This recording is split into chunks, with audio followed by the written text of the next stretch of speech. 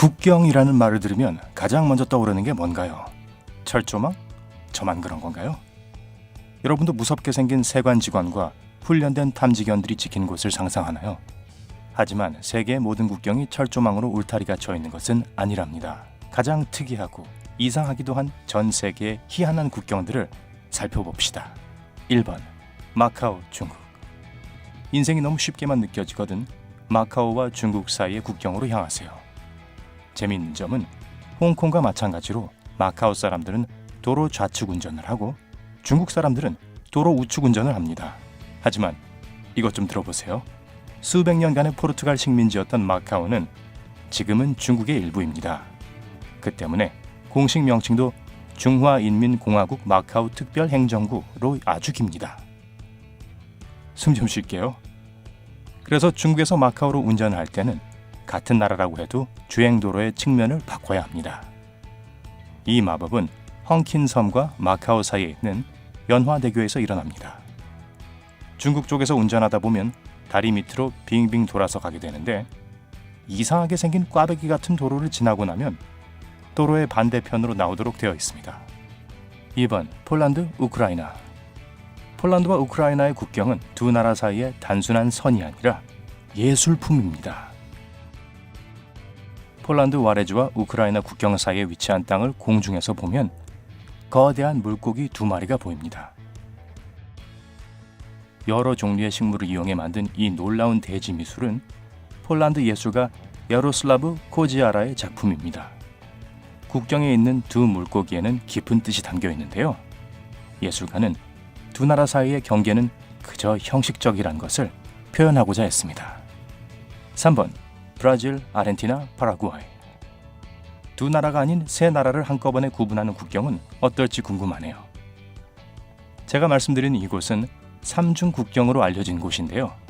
바로 이과수 강과 파라나 강이 브라질, 파라과이, 아르헨티나를 분리하는 곳입니다. 이곳에서 각 세 나라는 그들 국기의 색깔로 그려진 그들만의 오벨리스크, 즉 돌기둥을 세웠습니다. 당연히 이 오벨리스크들은 관광객들에게 인기가 있습니다.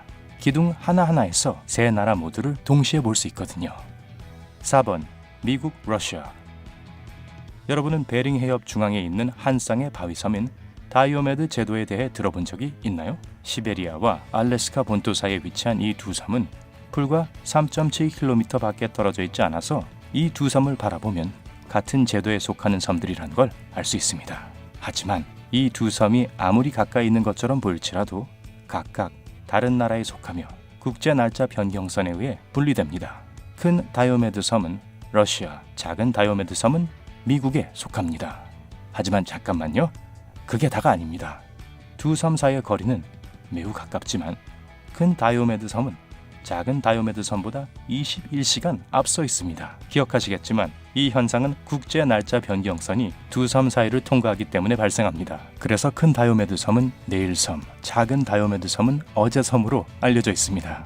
5번 네덜란드, 벨기에. 이 경계선은 단연코 가장 특이하고 복잡한 경계선일 겁니다. 우선 바를러 헤르토그 마을을 가로지릅니다. 아니면 바를러 나사우인가요? 중요한 것은 이것은 하나의 도시지만 일부는 벨기에에 속하고 다른 일부는 네덜란드에 속한다는 점입니다. 짐작할 수 있듯이 엄청난 혼란을 가져오죠. 그 마을에 사는 사람들은 하루에 수없이 여러 번 해외로 드나듭니다. 거리, 식료품점, 미술관, 심지어 몇몇 가정집들은 각기 다른 나라에 속하는 부분으로 나뉘어 있어요. 하지만 걱정하지 마세요. 길바닥에 크고 하얀 십자가로 표시되어 있기 때문에 항상 국경을 넘을 때 알 수 있습니다.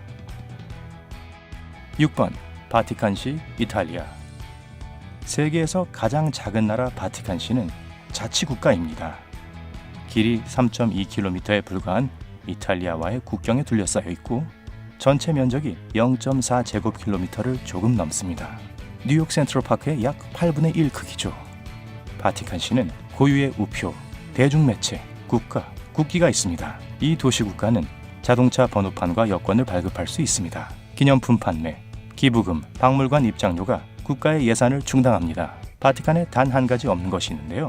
그것은 바로 국경입니다. 세계적으로 유명한 세인트 피터 광장에 발을 들여놓자마자 여러분은 바티칸을 방문한 운 좋은 사람들 중 하나가 되는 겁니다.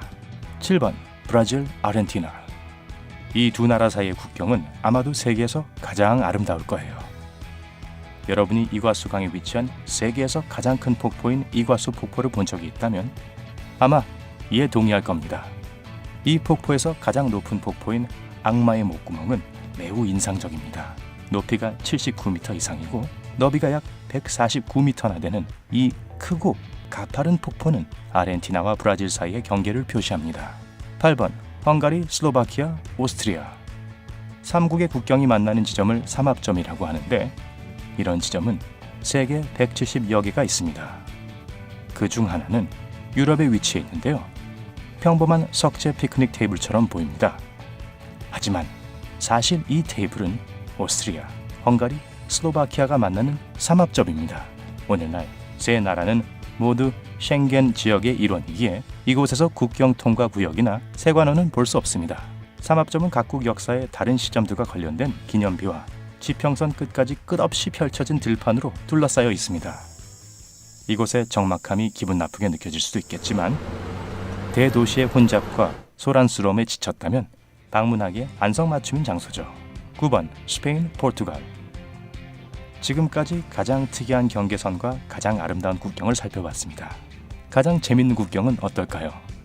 짚라인이 스페인과 포르투갈을 연결하는데 아마 모험과 스릴을 찾는 사람이라면 두 나라 사이의 국경을 넘는 최고의 방법일 겁니다. 만약 여러분이 이 독특한 재미를 즐길 준비가 되었다면 먼저 스페인 안달루시아에 있는 산루카르 데 과디아나로 가야 합니다. 그리고 난 후 시속 80km의 속도로 공중에서 60초간 비행할 준비를 하세요. 흥미롭게도 포르투갈의 알쿠딤에 도착하면 1시간 전으로 시간여행을 했다는 사실을 깨닫게 됩니다. 이 놀라운 현상은 스페인과 포르투갈의 시차 때문에 일어납니다. 또한 포르투갈에 갇히는 것에 대해 조바심을 낼 필요가 없습니다. 특수 보트는 짚라인을 타고 건너간 사람들을 스페인 쪽으로 다시 날라다 줍니다. 그러니까 심연 속으로 들어간 지 약 1시간 후로 다시 돌아오게 됩니다. 10번 말레이시아, 인도네시아. 말레이시아와 인도네시아의 국경은 보르네오 섬에서 두 나라를 나누는 육지 경계와 셀레브해와 남중국해에서 말라카 해협을 따라 흐르는 해상 경계선으로 구성됩니다.